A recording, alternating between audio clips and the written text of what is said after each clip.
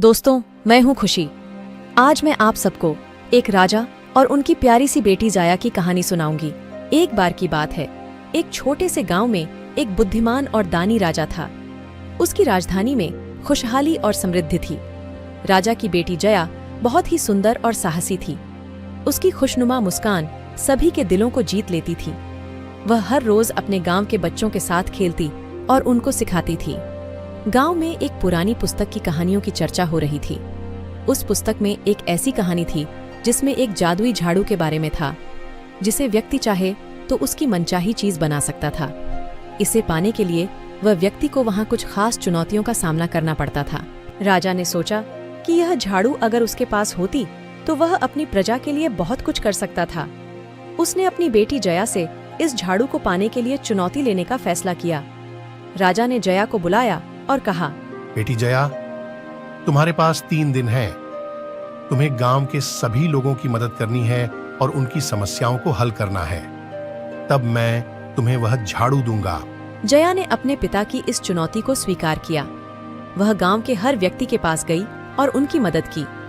एक तरफ एक गरीब किसान की झोपड़ी में सींचे जाने के लिए पानी की कमी थी, तो दूसरी ओर एक वृद्ध व्यक्ति की मदद की जरूरत थी।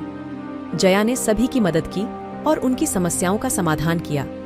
3 दिनों बाद जया ने राजा के सामने अपनी कीर्ति प्राप्त की।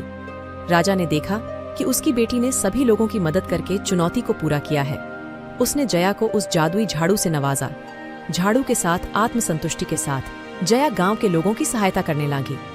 वह झाड़ू की मदद से गांव में एक सुंदर बगीचा बनाया और गरीबों को खाना और शिक्षा प्रदान करने का कार्य किया।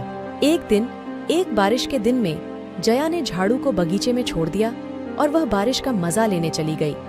बारिश के साथ झाड़ू ने चमत्कारिक रूप से बगीचे में एक बड़े से जादुई पेड़ को उगाने का कार्य किया। जब जया वापस आई तो उसने इस चमत्कार को देखा।